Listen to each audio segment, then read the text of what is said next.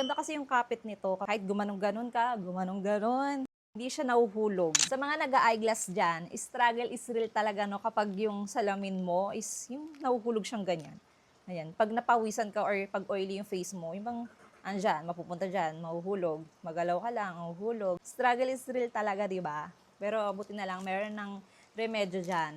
Eto, Metro Sanis. Ano to, ear grip or yung anti-slip silicone sa mga salamin. Tatlong klase nga yung in-order ko. Merong pa round, pa hook, and yung pa temple sleeve.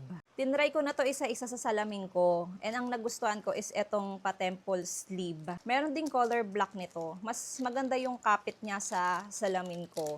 Ganyan siya, yung itsura niya. Ipapasok mo lang siya dito. Madali lang naman siyang ipasok. Kasi silicone to.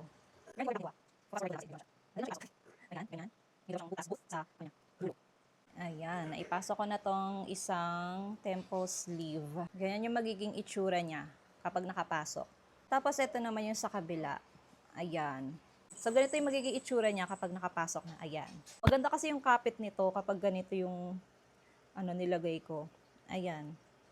Diba? Kahit gumanong-ganon ka, gumanong-ganon, hindi siya nahuhulog. Diba?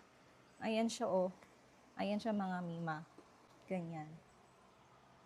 Ayan. So, kung namamblema kayo sa mga salamin nyo na laging nahuhulog, eto, order na rin kayo nito. Metro